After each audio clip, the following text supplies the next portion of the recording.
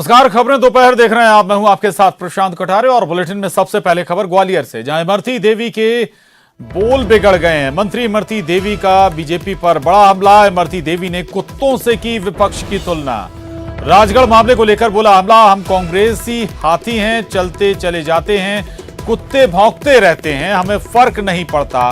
ये कहना है इमरती देवी का। और तो इमरती देवी के बोल बिगड़ गए। दरअसल विपक्ष को निशाने पर लेते हुए उनकी जुबान फिसल गई। इमरती देवी विपक्ष पर हमला करते हुए विपक्ष की तुलना कुत्ते से कर बैठी। इमरती देवी ने दरअसल कुत्तों से विपक्ष की तुलना कर दी। राजगढ़ मामले को लेकर उन्होंने बीजेपी पर हमला बोला था और कहा कि हम कांग्रेसी हाथी हैं, चलते चले जाते हैं, कुत्ते भौंकते रहते हैं, हमें फर्क नहीं पड़ता। तो राजगढ़ में दरअसल बीजेपी बड़े प्रदर्शन कर रही है, लगातार बड़े नेता वहां पर पहुंच रहे हैं और इसके बाद सरकार की तरफ से, कांग्रेस की तरफ से भी लगातार हमले हो रहे हैं। वहीं इसी क्रम में मंत्री इमरती देवी विपक्ष को निशाने पर ले रही थी, लेकिन जुबान उनकी फिसल गई या बोल बिगड़ गए। उन्होंने विपक्ष की तुलना कुत्तों से कर दी और यह भी कहा कि हम कांग्रेसी हाथी हैं, चलते चले जाते हैं, कुत्ते भौंकते रहते हैं, हमें फर्क नहीं पड़ता।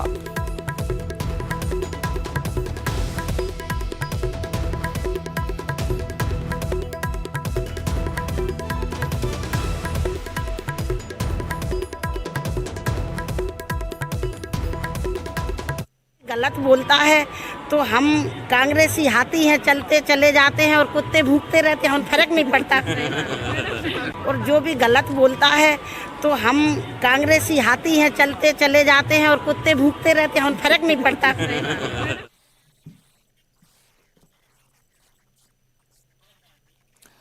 तो सुन रहे थे आप इमरती देवी को। और इमरती देवी कई बार वो बातें भी बोल जाती हैं तो कई बार मीडिया के सामने आमतौर पर राजनेता नहीं बोलते हैं या नहीं बताते हैं। और इसी तरह का एक बयान कह सकते हैं कि जो जुबान या जो दिल में होता है, इमरती देवी वो बोल गई। और लेकिन कह सकते हैं कि शब्द कुत्तों से तुलना कर गई वो विपक्ष की। राजगढ़ मामले को लेकर उनका ये बयान था।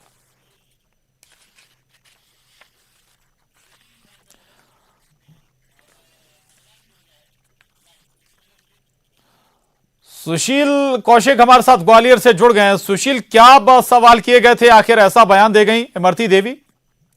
बिल्कुल प्रशांत, देखिए जिस तरह से राजगढ़ की जो घटना हुई थी उसमें कलेक्टर के द्वारा बीजेपी कार्यकर्ताओं के साथ मारपीट की गई थी और उसके बाद जो बवाल मचा था, जिसमें बीजेपी ने लगातार विरोध किया था। बीजेपी ने ब्यावरा में एक बड़ी सभा भी की थी जिसमें कैलाश विजयवर्गीय, शिवराज सिंह चौहान, गोपाल भार्गव, तमाम लोगों ने विरोध प्रदर्शन भी किया था। यही सिलसिले पर जब इमरती देवी से आज सवाल किया गया है कि विपक्ष लगातार जो है राजगढ़ की घटना को लेकर सरकार को घेर रहा है और प्रशासनिक जो कार्य प्रणाली थी उस पर सवाल खड़े कर रहा है, तो इमरती देवी का यही कहना था कि जो गलत है वो गलत है और कांग्रेसी, हम जो कांग्रेसी है वो हाथी है और हाथी चलता रहता है, कुत्ते भौंकते रहते हैं। तो कहीं ना कहीं उनका जो इशारा था वो सीधे सीधे से जो लोग इस घटना का विरोध कर रहे हैं, सरकार की खिलाफत कर रहे हैं, यानी सीधे सीधे से विपक्ष पर उन्होंने निशाना साधा है और विपक्ष की जो उसको जो है कुत्ते की संज्ञा उन्होंने दे दी और खुद को, कांग्रेस पार्टी के कार्यकर्ताओं को, कांग्रेसियों को उन्होंने हाथी बताया। तो कहीं ना कहीं एक तरह से ये बिगड़े बोल भी कहे जा सकते हैं कि राजनीति का जो स्तर है वो किस कदर लगातार गिर रहा है। एक मंत्री, कैबिनेट मंत्री स्तर की जो नेता है उन्होंने इस तरह की टिप्पणी की है। तो कहीं ना कहीं अब ये जो उनके बिगड़े बोल है, उनका बयान है, इसके बाद जरूर बीजेपी की तरफ से पलटवार किया जाएगा। तो कहीं ना कहीं राजगढ़ के मामले के बाद अब इमरती देवी के इस बयान को लेकर सियासत मध्य प्रदेश में गरमाएगी और लगातार इस पर जरूर काउंटर अब बीजेपी की तरफ से भी किए जाएंगे। जी बिल्कुल, रहेगा हमारे साथ अनुराग श्रीवास्तव भोपाल से हमारे साथ जुड़ गए हैं। अनुराग, इमरती देवी को आपने भी सुना होगा। अब उनके ये शब्द सही कहीं से भी नहीं ठहराए जा सकते। हाँ, लेकिन ये जरूर है कि देसी अंदाज इमरती देवी का रहता है। शायद वो जो बातें कहना चाह रही थी, शब्दों का चयन थोड़ा सा गड़बड़ा गया। मंत्री इमरती देवी का देशी अंदाज जरूर कहा जा सकता है, लेकिन इन दिनों जिस तरीके से मध्य प्रदेश की सियासत में बयानों का स्तर देखने को मिल रहा है वो बेहद ही चिंताजनक है। राजगढ़ में जिस तरीके से पूरा वाकया हुआ और उसके बाद चाहे पूर्व मुख्यमंत्री शिवराज सिंह चौहान हो, कैलाश विजयवर्गीय या फिर पूर्व जो बीजेपी के मंत्री थे उनका जो बयान निकल कर आया था वो कहीं से भी उचित नहीं ठहराया जा सकता है। और उसके बाद भले ही इमरती देवी इसको लेकर विपक्ष को घेरने की कोशिश कर रही हूँ, लेकिन जो उनकी बात करने का तरीका था या जिस तरीके से वो संकेत दे रही थी और एक तरीके से विपक्ष की तुलना वो कुत्तों से कर रही थी, तो वो भी निश्चित तौर पर राजनीति के गिरते स्तर को दर्शाता है। तो इन दिनों मध्य प्रदेश की सियासत में कुछ इसी तरीके का नज़ारा देखने को मिल रहा है। वार पलटवार हो रहा है, बयानबाजी जमकर हो रही है और इस बयानबाजी के बाद जिस तरीके से शब्दों का इस्तेमाल किया जा रहा है वो निश्चित तौर पर प्रदेश की सियासत और राजनीतिक स्तर के गिरते स्तर को बताता है। प्रशांत,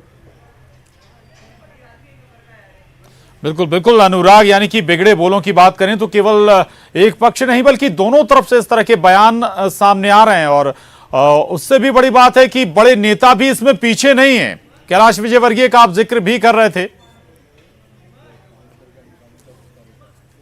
बिल्कुल, देखिए ये सिर्फ बयान छोटे स्तर के नेता या किसी के द्वारा नहीं किया जा रहा, बल्कि ये पार्टी के बड़े पदों पर काबिज नेताओं की तरफ से बयानबाजी निकल कर आ रही है। कैलाश विजयवर्गीय ने कहा था कि जेएनयू का वायरस राजगढ़ पहुंच चुका है जिसको खत्म करने का तरीका उनके पास मौजूद है। तो पूर्व मुख्यमंत्री शिवराज सिंह चौहान ने भी शूर्पणा तक की संज्ञा अफसरों को दे दी थी। तो कुल मिलाकर जिस तरीके के शब्दों का इस्तेमाल और जिस तरह की भाषाओं का इस्तेमाल नेताओं की तरफ से किया जा रहा है वो बेहद चिंता का विषय जरूर है। और अब प्रदेश सरकार के मंत्री इमरती देवी ने भी जिस तरीके से विपक्ष की तुलना कुत्तों से की है वो भी निश्चित तौर पर कहीं ना कहीं बयान या शब्दों का जो इस्तेमाल किया गया है वो साफ तौर पर राजनीति के गिरते स्तर को दर्शाता है। और ये किस स्तर तक जाएगा इस बात का भी अंदाजा लगाया जा सकता है। बिल्कुल अनुराग, उससे भी बड़ी चिंता की बात यह है कि ऐसे बयानों के बाद नेता अपने बयान पर कायम भी रहते हैं और कहते हैं कि उन्हें इसका कोई मलाल भी नहीं है और ऐसे बयान वो भविष्य में भी आशा करें कि देते रहेंगे या आशंकाएं जाहिर की जाएं। बिल्कुल प्रशांत, देखिए ये भी एक बड़ा चिंता का विषय है कि एक तरफ तो बयान देते हैं और उसका जब विरोध होता है तो उसके बाद अपने बयानों पर कायम रहने की भी बात कही जाती है। लेकिन ये सब जनता भी सुन रही है, जनता भी देख रही है। भले ही नेता अपने बयानों को सही बता रहे हो और वो कह रहे हो कि किसी व्यक्ति विशेष के लिए उनके बयान या शब्दों का इस्तेमाल नहीं किया गया है, लेकिन जिस तरीके की भाषा का इस्तेमाल इन दिनों प्रदेश की सियासत में हो रहा है वो जनता प्रदेश की जरूर देख रही है। बिल्कुल सुशील, इस बयान के बाद उनका और क्या रिएक्शन था? उसके बाद बात करने की कोशिश हुई क्या इमरती देवी से?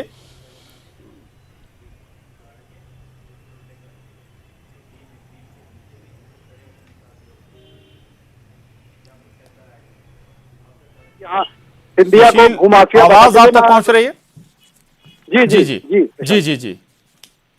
देखिए प्रशांत, आज इमरती देवी ने जैसे ही ये बयान दिया उसके बाद वो वहां से चली गई थी कार्यक्रम से। लेकिन एक बात हो रही कि ग्वालियर में आज कलेक्ट्रेट में बीजेपी ने सरकार के खिलाफ प्रदर्शन किया था जिसमें बीजेपी के कार्यकर्ताओं ने सिंधिया को भूमाफिया बताते हुए नारेबाजी की थी। तो कहीं ना कहीं दोनों तरफ से जो आक्रोश है पार्टियों का वो आपस में जरूर बना हुआ है। यही वजह है कि जैसे ही इमरती देवी को इस बात का पता लगा था तो उन्होंने, जब उनसे सवाल किया गया राजगढ़ की घटना पे, तो उन्होंने फिर तीखी अपनी टिप्पणी की और एक तरह से कहा जाए कि जो है अपने कांग्रेसी कार्यकर्ताओं की, नेताओं की तुलना उन्होंने हाथी से की और विपक्ष को जो उन्होंने कुत्ते की संज्ञा दी। तो कहीं ना कहीं अब ये जो राजनीति है, एक सियासत जो है लगातार अब गर्मा रही है। राजनीति किस करवट बैठ रही है लगातार इन बयानों से सामने आ रहा है कि एक दूसरे के खिलाफ चाहे विपक्ष हो या सत्ता पक्ष हो, दोनों जो है लगातार जो है तीखे बयान दे रही है। बिल्कुल, लगातार तीखे बयान आ रहे हैं। अनुराग, इमरती देवी के गुस्सा का सबब समझा जा सकता है यहां पर ज्योतिरादित्य सिंधिया को ही बीजेपी नेता कार्यकर्ता माफिया बता रहे थे और शायद इसी के मद्देनजर ऐसा बयान दे गई इमरती देवी।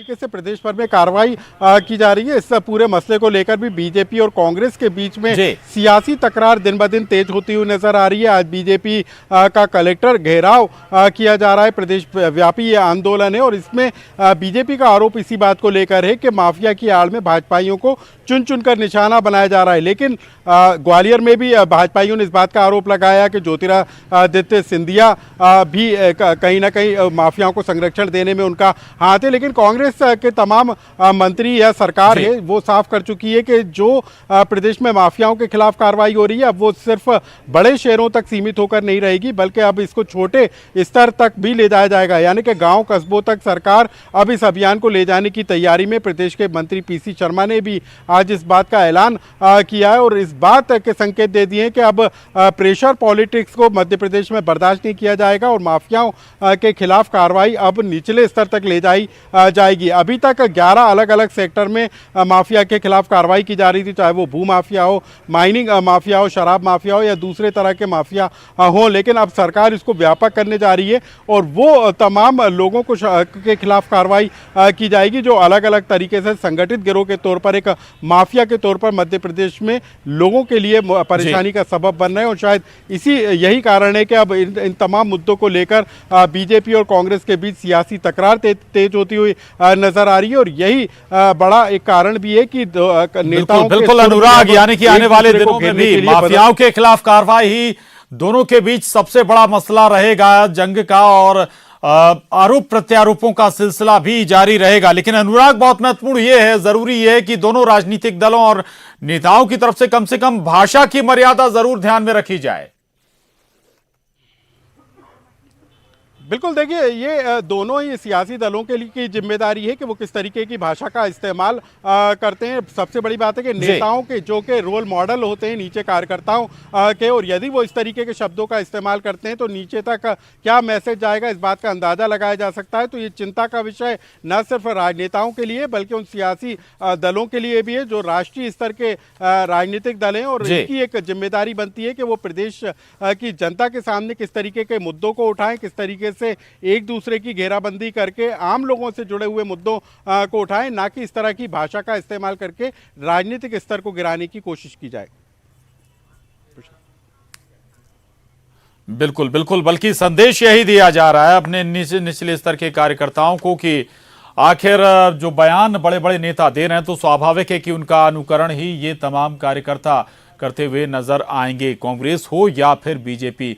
शुक्रिया सुशील आपका हमसे बात करने के लिए, और अनुराग आपका भी धन्यवाद हमसे बात करने के लिए। तो इमरती देवी विपक्ष की तुलना कुत्तों से कर गई और उनका दरअसल बयान था कि हाथी चलते रहते हैं और कुत्ते भौंकते रहते हैं, फर्क नहीं पड़ता है।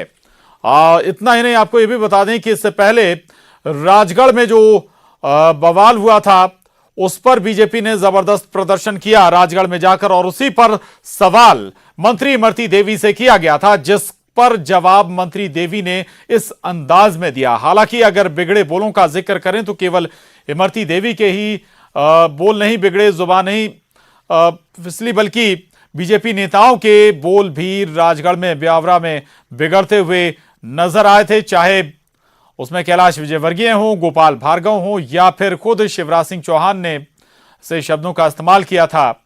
बहरहाल, और अब इमरती देवी ने विपक्ष की तुलना कुत्तों से कर दी। दरअसल उन्होंने कहा कि हाथी चलते चले जाते हैं, हम हाथी हैं और कुत्ते भौंकते रहते हैं, फर्क नहीं पड़ता। यानी कि विपक्ष लगातार जो आरोप लगा रहा है, लगातार हमले कर रहा है सत्ता पक्ष पर, उसका इन्हें कोई फर्क नहीं पड़ता और संज्ञा कुत्ते की दे दी इमरती देवी ने।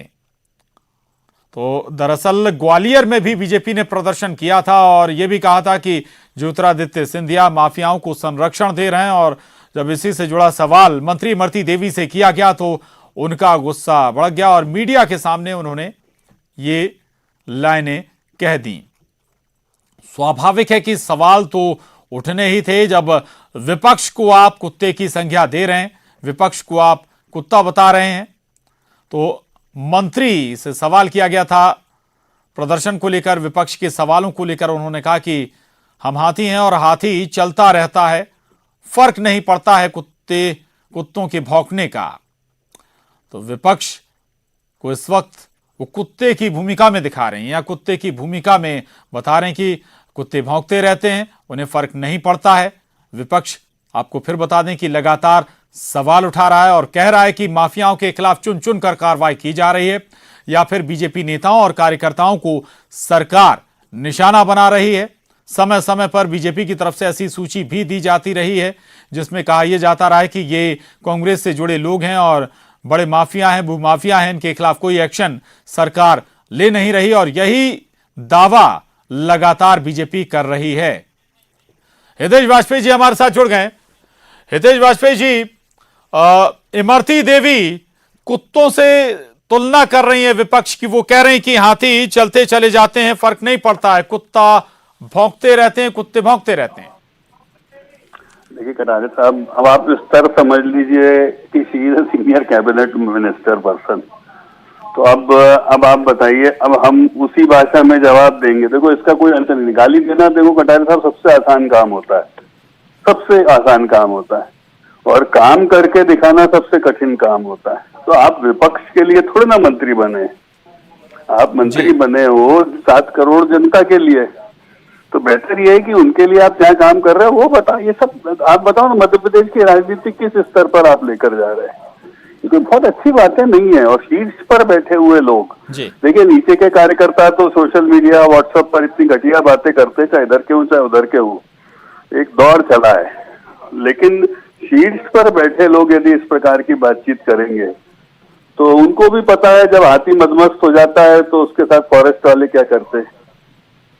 तो अंत में जनता को यदि हम मान ले अंकुश जी, तो जब हितेश वाजपेयी जी, लेकिन ऐसे बयान केवल विपक्ष की तरफ से नहीं बल्कि आप लोगों की तरफ से भी, आपके नेता भी ऐसे बयान देते हुए नजर आए।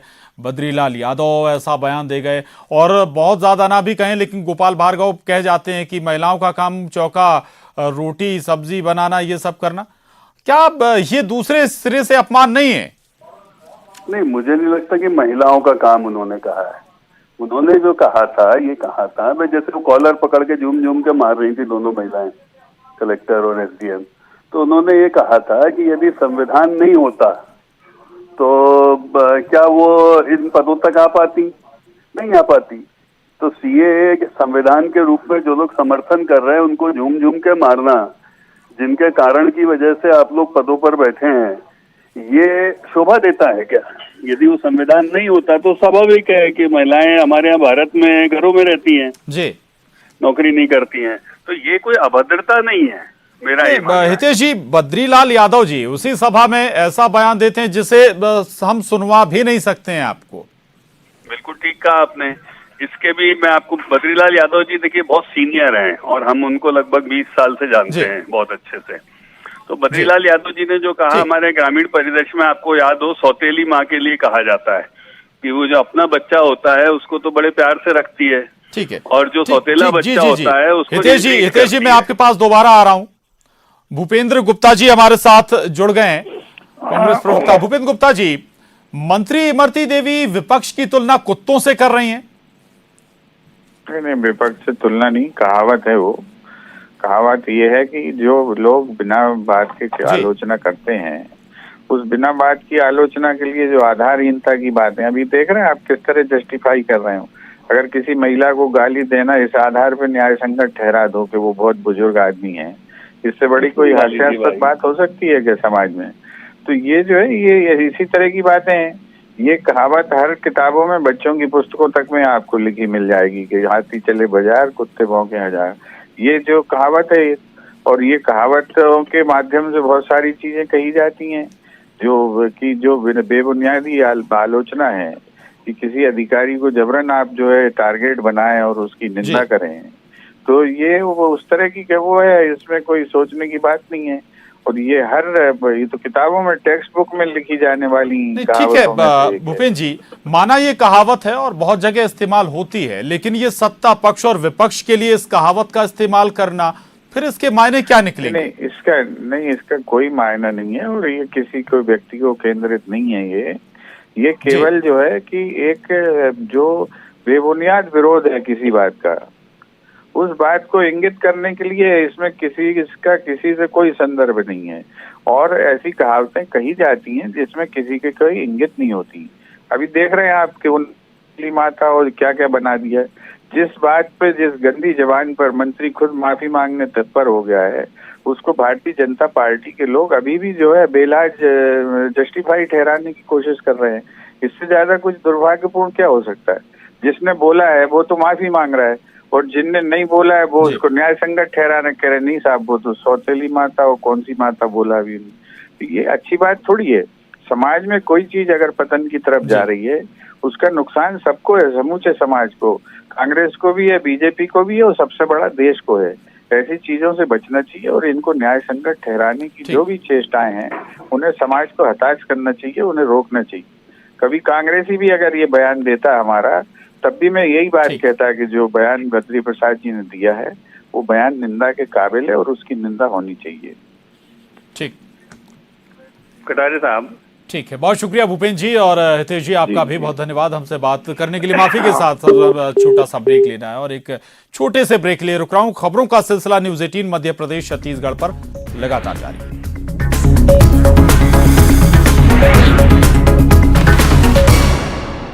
ब्रेक बाद स्वागत है आपका। राष्ट्रपति रामनाथ कोविंद से आज सीएए के समर्थन में प्रतिनिधि मंडल ने मुलाकात की। इस प्रतिनिधि मंडल में कुल 10 लोग थे, जिन्होंने 11 पूर्व जज, 72 ब्यूरोक्रेट्स, 56 पूर्व सेनाकर्मी और 15 इंटेलेक्चुअल्स लोगों के हस्ताक्षर वाला पत्र राष्ट्रपति को सौंपा गया और सीएए के विरोध के नाम पर भड़काऊ बयान और देश को तोड़ने वाले बयान पर आपत्ति जताई गई।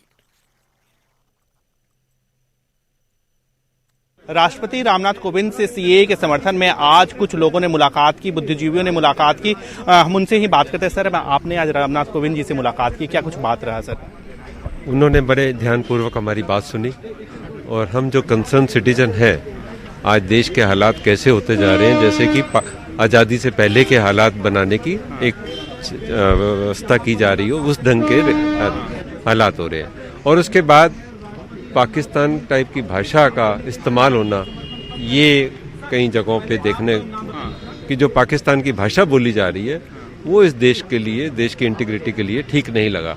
और उसके अलावा जो प्रोटेस्ट हो रहा है वहाँ पे फिर वायलेंस होना, और प्रोटेस्ट के भी एक जो लॉ मतलब रूल्स रेगुलेशंस बना रखे हैं, ये दिल्ली में जैसे कोई प्लेस है तो वहीं पे ही प्रोटेस्ट होना चाहिए। कितने लोगों का प्रतिनिधि मंडल था इसमें सर? इसके बारे में अगर आप हमें जानकारी दे सके सर। 10 लोगों का टोटल डेलीगेशन था और 154 का हमने सिग्नेचर्स दिए हैं, और जिसमें से 11 जजेस थे जिनके सिग्नेचर्स हुए, और 72 ब्यूरोक्रेट्स हैं, और 56 आर्म फोर्सेस हैं, लेफ्टिनेंट जनरल और मेजर जनरल, और 15। बहरहाल बुलेटिन में बस इतना ही। खबरों का सिलसिला लगातार जारी है।